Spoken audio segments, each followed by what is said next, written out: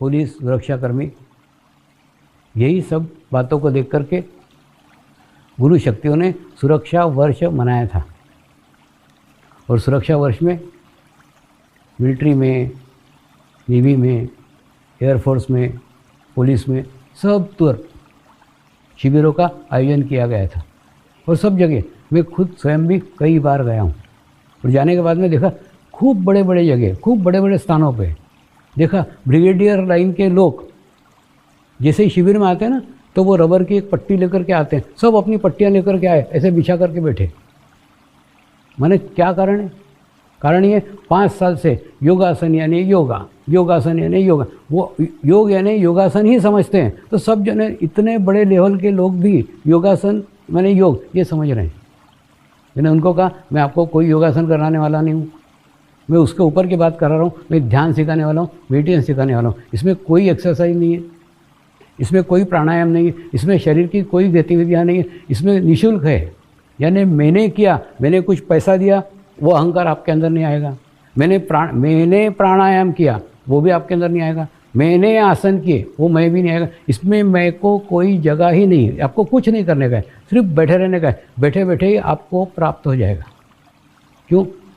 क्योंकि ध्यान की पद्धति नहीं है, ये ध्यान का संस्कार है। संस्कार ऑटोमेटिक प्राप्त होता है, सिर्फ आपको ग्रहण करने की, आपको लेने की शुद्ध इच्छा होनी चाहिए। अगर करोगे तो आपको ग्रहण होगा।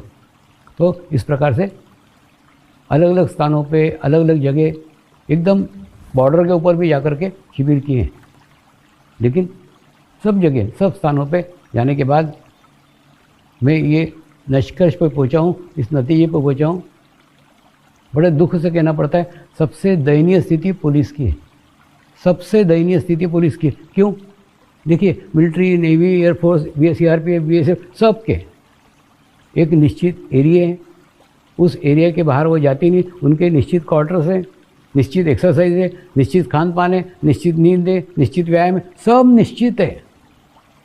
पूरा रूटीन, पूरा जीवन पूरा निश्चित है। ऐसा पुलिस का नहीं है।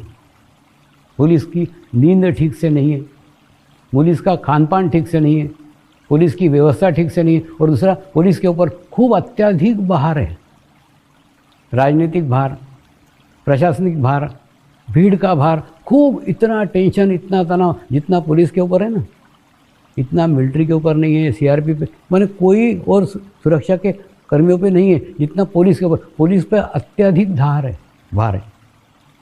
तो आवश्यकता है पुलिस को ध्यान करने की, पुलिस को मेडिटेशन करने की।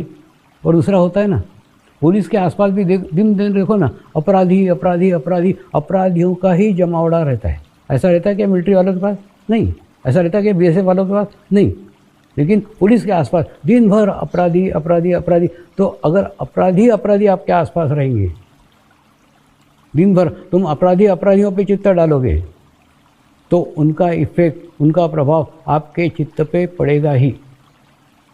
आवश्यकता है अपने चित्त को शुद्ध करने के लिए, अपने चित्त को पवित्र करने के लिए, जिस प्रकार से आप शरीर को पवित्र करने के लिए स्नान करते हो ना, उसी प्रकार से अपने चित्त को शुद्ध करने के लिए ध्यान करो। नियमित आधा घंटा ध्यान करो, ताकि आपका चित्त शुद्ध रहे, चित्त पवित्र रहे और आसपास के अपराधी लोगों के प्रभाव, अपराधी लोगों के इफेक्ट आपके ऊपर आएंगे ही नहीं। ये लोग ना देवता सरी के अपराधियों को पूछते हैं, उनको याद करते हैं। ये इन्होंने बताए हुए अनुभव है। वो बोलते हैं, स्वामी जी, अगर एक आधा अपराधी पकड़ा नहीं गया ना, तो रात में भी नींद नहीं आती, और अगर नींद भी आई तो सपने में भी वो अपराधियों को मैं पकड़ रहा हूँ, बस यही सपने आते रहते। यानी पूरा चित्त, पूरा अटेंशन अगर पुलिस का अपराधियों के ऊपर हो तो फिर इनके चित्त की क्या दशा होगी, आप सोचो ना। और दूसरा, अपराधी तो अनेकों प्रकार के रहते हैं, अलग अलग प्रकार के रहते हैं। जितने प्रकार के अपराधियों पे, और पुलिस वही है, एक ही पुलिस को सारे अपराधियों पे चित्त डालना पड़ता है, तो क्या होगा? विभिन्न प्रकार के अपराधियों के दोष इनके चित्त में आएंगे और उनका चित्त खराब होगा। तो एक प्रकार के अपराधी नहीं, सब प्रकार के अपराधी। माने वो अपराधी तो एक अपराध करता होगा, पुलिस के ऊपर तो सब अपराधियों का इफेक्ट चित्त के ऊपर आता है। यही कारण है इनको ब्लड प्रेशर की तकलीफ होती है, इनको पेट की समस्या होती है क्योंकि खान पान व्यवस्थित नहीं ना, कहीं भी खाना रहता है, कहीं भी बैठना पड़ता है, कहीं जाना पड़ता है, खूब खराब स्थिति है। और दूसरा, ये चित्त डालते हैं। मैंने तो एक पुलिस के शिविर में यही कहा कि कचरा उठाने वाले जो मजदूर हैं ना, वो मुंह को पट्टी बांधते हैं और पट्टी बांध करके कचरा उठाते हैं। उनको ये ध्यान है, उनको ये पता है कि हम कचरा उठा रहे हैं, कचरे का इफेक्ट हमारे ऊपर नहीं होना चाहिए, इतना होश, इतना ध्यान वो रखते हैं। लेकिन पुलिस वो भी नहीं रखते, पूरा चित्त उन अपराधियों पर डालते हैं। तो क्या होगा, उन अपराधियों का भी कैचेस उनको लेना पड़ेगा। यानी ये अपराधी समाज का कचरा है, ये कचरा उठा रहे हैं और उसके बावजूद भी इनको रिलैक्सेशन के लिए, इनको शांति के लिए, इनको सुख के लिए वो नहीं मिलता जो समाज को मिलता है। तो मेरी पुलिस के प्रति बहुत दया भाव है, पुलिस के प्रति बहुत करुणा भाव है, पुलिस के प्रति खूब सॉफ्ट कॉर्नर है। कॉर्नर क्या है, ये समाज का सब कचरा उठाते हैं, लेकिन समाज जो सुख भोगता है, समाज जो शांति भोगता है, समाज जो आनंद भोगता है, वो आनंद इनके हिस्से में नहीं आता।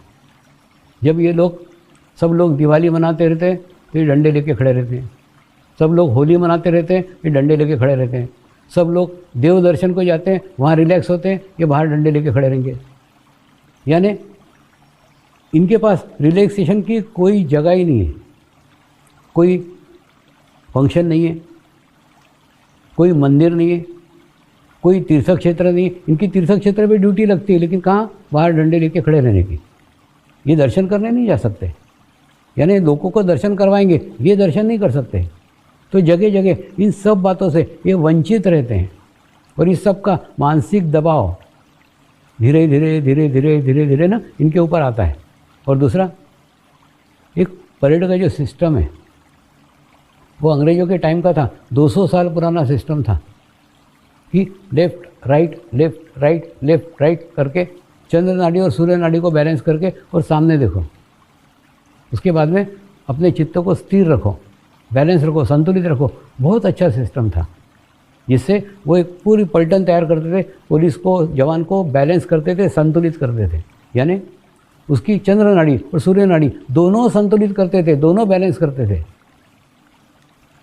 लेकिन वो सिस्टम 200 साल पुराना है। 200 साल में बुद्धि का अत्यधिक विकास हो गया है। बाप से बेटा ज़्यादा बुद्धिमान है, बेटे से उसका बेटा और ज़्यादा बुद्धिमान है। तो अगर बुद्धि का विकास इतना तेज़ी के साथ हो रहा है, राइट साइड इतने तेज़ी के साथ विकसित हो रही है, और आज भी हम राइट साइड पे उतना ही जोर डालेंगे जितना लेफ़्ट साइड पे डाल रहे हैं। यानी हम लेफ़्ट साइड को उतना बैलेंस कर रहे हैं, उतना ही राइट को बैलेंस करेंगे, तो क्या होगा, राइट साइड ज़्यादा बढ़ जाएगी और उसके बाद में एक इनबैलेंस की स्थिति, असंतुलित स्थिति निर्माण हो जाएगी। उसके कारण क्या होगा, उस असंतुलन में अगर वो लेफ्ट में गया तो वो जवान अपने आप को गोली मार लेगा। अगर वही जवान राइट में गया तो ऑफिसर ने छुट्टी नहीं दी इसलिए उसको गोली मार देगा। यानी छोटी सी बात के ऊपर, क्यों, इनके पास में शस्त्र रहते हैं, इनके पास कभी भी ये डिसीजन दे सकते हैं, एक क्षण में डिसीजन दे सकते हैं। तो मैं इनको कोई परेड बंद करने को नहीं बोल रहा हूँ, मैं कभी भी कुछ भी बंद करने को नहीं बोलता हूँ, सिर्फ उसके साथ में ध्यान को जोड़ लो, अपने आप को बैलेंस करो, अपने आप को संतुलित करो। कई अफसरों के पास, कई अधिकारियों के पास जब मैं उनके अलग से शिविर लेता हूँ तो उनको मैं कहता हूँ, एक कुम्हार का फ़ोटो बहुत बड़ा फ्रेम करके अपने केबिन में रखा करो। आपने देखा होगा ना, एक कुम्हार रहता है, वो एक कपड़े का गट्ठा लेता है और इधर से हाथ लगाता है मटके के अंदर से, और बाहर से लकड़ी के हथौड़े से ठोकते रहता है मटके को। यानी वो मटके को इतना ही ठोकता है कि मटका टूटे नहीं। उसके बाद में अंदर से सपोर्ट भी देता है, सपोर्ट देता है ताकि वो मटका ठीक से विकसित हो, यानी उसको विकसित भी करने का है, उसके बाद में उसको तोड़ने का भी नहीं है। दोनों संबंध बनाए हुए हैं, अच्छा भी कर रहा है, बुरा भी कर रहा है। मैं उनको बोलता हूँ, आपके अधीन प्रत्येक जवान के साथ आपके आत्मीय संबंध होना चाहिए, ठीक उस कुमार जैसे, यानी अंदर से सपोर्ट कर रहे हैं, बाहर से ठोक रहे हैं यानी डिसिप्लिन के मामले में, अनुशासन के मामले में आप एकदम कड़क रहो ना, एकदम व्यवस्थित रहो, कहीं पे भी अनुशासन तोड़ने मत दो। लेकिन उतना ही प्रेम भाव, उतनी आत्मीयता आपकी प्रत्येक जवान के साथ होनी चाहिए। तो आपने अगर कई बार छुट्टी नहीं दी, कई बार डांटा, तो भी जवान गुस्सा नहीं करेगा। क्यों? क्योंकि आपके उसके साथ आत्मीय संबंध है। वो सोचेगा नहीं मेरी गलती थी इसलिए साहब ने मेरे को डांटा, ऐसी परिस्थितियाँ होंगी इसलिए साहब ने मेरे को छुट्टी नहीं दी। यानी आप ना सदैव एक रिलेशंस जवान और अफसर के बीच का एक एक्स्ट्रा करो कि जो आपके आत्मीय संबंध बना रहे, वो संबंध खूब काम आएंगे। वो आपकी बातें, आपकी स्थिति, आपकी परिस्थिति समझने के लिए बहुत आसान तरीका जवानों के पास होगा। तो मैंने सब ऑफिसर्स को कहा था, सब लोग एक कुमार का फ़ोटो फ्रेम करा करके अपने कैबिन में रखो और उससे प्रेरणा लो कि एक कुमार के समान मुझे भी प्रत्येक जवान के साथ अनुशासन रखने का है, डिसिप्लिन रखने का है, नियम में रखने का है, लेकिन साथ साथ आत्मीय रिलेशंस भी रखने के, आत्मीय संबंध भी रखने के। अगर ऐसा करेंगे तो आप 4 काम भी ज़्यादा बोलोगे ना जवान को, वो खुशी खुशी से कर देगा। क्योंकि आपके रिलेशंस केवल ऑफिसर और जवान के नहीं रह गए, आपके रिलेशंस आत्मीय हो गए, आत्मीय संबंध निर्माण हो गए। एक एक्स्ट्रा संबंध बनाओ ना। सारे संबंध शारीरिक क्यों हैं? सारे संबंध पद के क्यों हैं? सारे संबंध नौकरी के क्यों हैं? उसके अलावा कोई एक संबंध ऐसा बनाओ जो नौकरी का नहीं है, जो पद का नहीं है। अरे बाबा, जिनके साथ तुमको दिन भर रहने का है, 24 घंटे जिनके साथ रहते हो, जो तुम्हारे साथ रहते हैं, तो तुम्हारे रिलेशन आत्मीय बनाओ ना। और दूसरा, सब मिलकर के ध्यान करो, सब मिलकर के मेडिटेशन करो। एक बहुत बड़ी सीमेंट कंपनी है, उस कंपनी के डायरेक्टर और बाहर का चौकीदार साथ में बैठ करके ध्यान करते, सामूहिक ध्यान करते, और शाम को ऑफिस छूटने के बाद सब इकट्ठा होंगे और ध्यान करेंगे। तो उनके रिलेशंस डायरेक्टर के उस चौकीदार के साथ में भी उतने ही आत्मीय हैं। तो क्या हो गया? एक ग्रुप हो गया, दूसरा एक सामूहिकता का ग्रुप हो गया, एक सामूहिकता की कलेक्टिविटी हो, और एक अच्छे वाइब्रेशंस, अच्छी ऊर्जा, अच्छा चैतन्य आप आपके कैंपस में निर्माण करो ना। सब मिलकर के निर्माण करो तो बहुत अच्छा निर्माण होगा। हुआ था ना, एक बार मैं भारत पाकिस्तान बॉर्डर पे गया था, तो वहाँ पे थोड़े नाराज़ लगे सैनिक। बोले स्वामी जी देखो हम कितने दूर बैठे हैं, 200 किलोमीटर तक का यहाँ पे कोई आदमी नहीं है। मैंने उनको, बाबा ऐसा स्थान हिमालय में ऋषि मुनि खोजते हैं जहाँ मनुष्य नहीं है, तो तुमको कितना अच्छा स्थान मिला हुआ है। बस हो ना, एक जन ये पहाड़ पे बैठो, एक जन ये पहाड़ पे बैठो, ध्यान करो, साधना करो। मनुष्य काय को चाहिए? मनुष्य आएंगे तो विचार आएंगे। आपको अच्छा निर्जन स्थान मिला है, उसका लाभ लो ना। तो जो भी स्थिति है, उस स्थिति को उन्होंने सकारात्मक लिया, खूब खुश हुए, खूब प्रसन्न हुए, क्योंकि ध्यान करने को उनको एक अच्छा स्थान मिला था, एक अच्छी जगह मिली थी। तो आवश्यकता है पुलिस को भी ध्यान करने की, क्योंकि आसपास जो खराब वातावरण है, जो दूषित वातावरण है, जो अपराधियों का जगत है, उस जगत से इफेक्ट, उसके प्रभाव आपके ऊपर नहीं आ पाए। मैंने बोला ना, मैं आपको पुलिस की नौकरी छोड़ने को नहीं बोल रहा, मैं सिर्फ बोल रहा हूँ आप आपके जीवन में 30 मिनट ध्यान करो। एक बार एक पुलिस ऑफिसर ने, बहुत बड़े पद का पुलिस ऑफिसर था, उसने कहा स्वामी जी मुझे सदैव ना मोबाइल पे रहना पड़ता है, पता नहीं कब कहीं से फ़ोन आ जाए, तो ऐसा फ़ोन आ गया तो मेरे को तो जाना पड़ता है, मेरे को तो उठना पड़ता है, तो मैं ध्यान करूँगा कैसे, आधा घंटा कैसा निकालूंगा। मैंने उनको पूछा टॉयलेट के अंदर तुमको फ़ोन आता है क्या? तो बोले नहीं आता। तो उनको बोलो झूठ बोलो, अगर बाहर कोई फ़ोन आए तो उनको बोलना टॉयलेट में गए, लेकिन ध्यान करो। देखो यह आपकी परिस्थिति है, आपकी स्थिति है, आपको कैसा रास्ता निकालना है, आप आपका रास्ता निकालो ना। रास्ते आपको आपके निकालना पड़ेंगे, मैं थोड़ी बताऊँगा, मैं सिर्फ इतना ही बताऊँगा आधा घंटा ध्यान करने। अच्छा, दूसरा अगर ध्यान करोगे ना तो आप आपके पुलिस के संगठन के ऊपर उपकार कर रहे हो, क्योंकि एक अच्छा स्वस्थ अधिकारी है जो मानसिक रूप से स्वस्थ है, शारीरिक स्वस्थ है, दे रहे हो। दूसरा, आप आपके परिवार के ऊपर भी उपकार कर रहे हो, एक स्वस्थ और तंदुरुस्त व्यक्ति उनको दे रहे हो। आप समाज के ऊपर भी उपकार करो, आप समाज के एक बहुमूल्य स्तंभ हो। इसकी जानकारी, इसका नॉलेज, इसका एहसास सदैव अपने पास रखो। तो उससे क्या होगा, आधा घंटा ध्यान करके आप अपने आत्मीय रिलेशंस आपके साथियों के साथ बहुत अच्छे से बना सकते हो, और अच्छे से बनाने के बाद में एक अच्छी ऊर्जा, अच्छी निर्माण स्थिति होती है। दूसरा खूब विचित्र लगता है जब पुलिस के अधिकारी कहते हैं ये कोई उम्र है क्या ध्यान करने की। अरे ध्यान क्या बुढ़ापे में किया जाता है? जहाँ पे तुम्हारे शरीर पे नियंत्रण नहीं है, 30 मिनट तुम स्थिर से बैठ नहीं सकते हो, उस समय कैसे ध्यान करोगे? ध्यान कोई चमत्कार नहीं है। ध्यान एक सतत करने वाली साधना है और ध्यान आपको आत्म भाव में लेके जाता है। सामान्य मनुष्य शरीर भाव में जीता है, लेकिन योगी आत्म भाव में जीता है। आसपास के परिस्थिति का, आसपास के परिणाम का उसके ऊपर कोई इफेक्ट नहीं पड़ता, वो सब के बीच में सुरक्षित रहता है।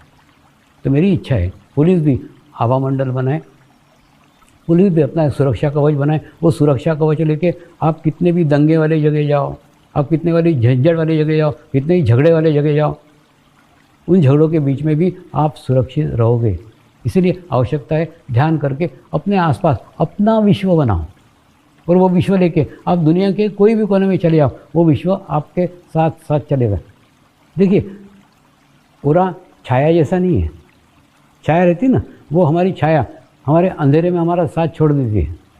ऐसा ओरा का नहीं है। ओरा आपके साथ सतत 24 घंटे रहता है। कहीं भी आप जाओगे ना, आपके साथ साथ जाएगा। हुआ ना, एक बार ना मैंने अरबस्तान का दौरा किया और अरबस्तान में एक बहुत बड़ा ओटला था। उस ओटले के ऊपर सब शेख मिल करके ध्यान कर रहे थे, मेडिटेशंस कर रहे थे। और उस मेडिटेशन पे उसी समय वहाँ का किसी ने फ़ोटो लिया होगा। उसके बाद में एक साधक ने मेरे को अहमदाबाद से पूछा, स्वामी जी आप अरबस्तान में जाकर रह रहे हो, आपको वहाँ डर नहीं लगता क्या? वहाँ कौन ध्यान सीखेगा? तो मैंने वो शेख ध्यान कर रहे थे, उसका फ़ोटो उसको भेजा। मैंने उसको कहा देख मैं ध्यान करता हूँ ना, उसके कारण मेरा अपना एक निजी विश्व है। वो निजी विश्व लेके मैं दुनिया के कोई भी कोने में चले जाऊँ, मेरे विश्व में वही लोग आएंगे जो उसके लिए अनुकूल है। और उसके बाद में एक अनुकूल वातावरण, एक ही वातावरण, ध्यान का वातावरण, मेडिटेशन का वातावरण, वो पूरे विश्व भर में कहीं भी जाऊँ एक जैसा है, एक सा है। ये देख ये सब शेख लोग ध्यान कर रहे हैं, मेडिटेशन कर रहे हैं, सीख रहे हैं। तो मेरे पास यहाँ पे भी भारत हो या अरबस्तान, दोनों जगह एक ही स्थिति है, एक ही अवस्था है। तो कहने का अर्थ आप भी एक ऐसा आभामंडल बनाओ, आप भी एक ऐसा ओरा बनाओ कि ओरा लेकर के आप कितने कठिन से कठिन स्थिति में भी जाओ ना, परिस्थिति में जाओ, तो उस परिस्थिति का इफेक्ट आपके ऊपर नहीं हो और आपका इफेक्ट उनके ऊपर होना चाहिए। तो सकारात्मक ओरा इतना स्ट्रांग बनाओ तो नकारात्मक लोगों पे भी उसका इफेक्ट आता है, प्रभाव पड़ता है। आप क्या करते हो, अपना ओरा इतना ख़राब करके रहते हो, फिर बोलते हो उसने मेरा ऐसा कर दिया, उसके कारण मैं डिस्टर्ब हो गया। अरे डिस्टर्ब क्या हो गया?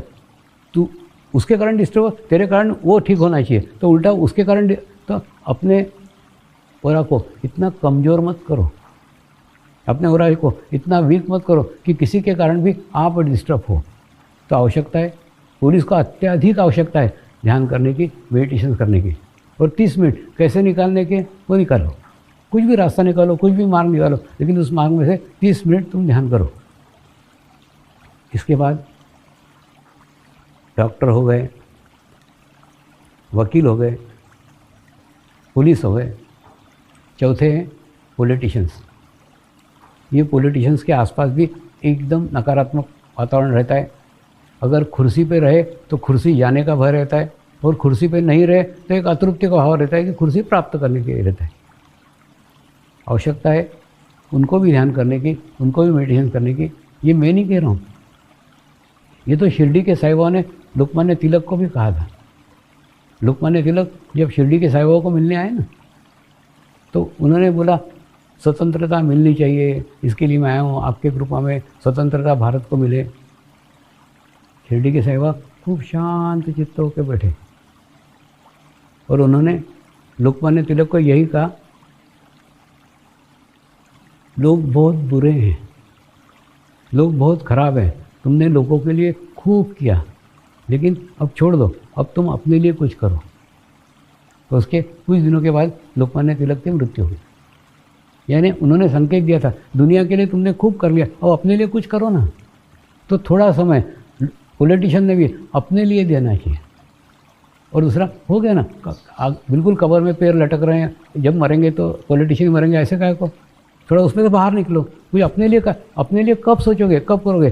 पॉलिटिक्स में रह के आप अपने लिए कभी नहीं कर सकते। सदैव आपके पास में ऐसा जमाना रहेगा कि वो आपको डिस्टर्ब करते रहेंगे। तो एक समय के बाद में रिटायरमेंट दो, अपने लिए टाइम दो, अपने लिए समय दो, अपना खुद का करो ना। जैसे लोकमान्य तिलक को उन्होंने सलाह की, वो सलाह एकदम करेक्ट थी। ये पॉलिटिशियन जिंदगी भर लोगों के लिए करते रहते हैं, अपने स्वयं के लिए कब करेंगे? अपने खुद के लिए कब करेंगे? आवश्यकता है खुद के लिए करने की। जब तक नहीं करेंगे तब तक कैसा होगा? और दूसरा, पॉलिटिशियन की स्थिति एक योगी पुरुष तरीके होनी चाहिए कि उनके हाथ से समाज का अधिक से अधिक कल्याण हो, ऐसी मेरी शुद्ध इच्छा है। दूसरा, आज कोरोना की महामारी से सारा विश्व त्रस्त है। इस महामारी के 3 नुकसान हैं जो मैंने अध्ययन किए। पहला नुकसान शारीरिक है, यानी कोरोना वायरस हुआ तो वो बीमार पड़ सकता है। कुछ लोग इसमें से मृत्यु को भी प्राप्त कर सकते हैं, यानी ये शारीरिक हानि हुई। ये बहुत कम संख्या में, बहुत छोटे स्तर के ऊपर। इससे बड़ी हानि है आर्थिक यानी जिनकी नौकरियां गई है, जिनके व्यवसाय बंद हो गए और इतने महीने बंद रहे। देखिए, कई तो दुकान उड़ गई, बोलते इतने महीने हम किराया नहीं दे सकते, दुकानें बंद कर दी। दूसरा क्या होता है, दुकान मतलब दुकान का किराया नहीं, फिर स्टाफ की सैलरी सभी रहते हैं ना, तो वो एक नुकसान है। तो आर्थिक नुकसान दूसरा, और दूसरा जो आर्थिक अभी लॉस हुआ है, वो लॉस को भरने में भी खूब टाइम जाएगा। काफ़ी दिनों का लॉस हुआ है, उसको भरने, और दूसरा नुकसान आर्थिक है। और ये शारीरिक नुकसान और आर्थिक नुकसान से भी बड़ा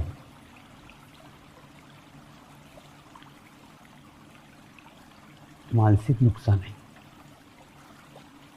जो छोटे बच्चे हैं ना, उन बच्चों पे जो इफ़ेक्ट हुए हैं, जो हमने महीनों तक उनको घर में बंद करके रखा है, उसका बुरा परिणाम उनके भी मन के ऊपर पड़ने वाला है।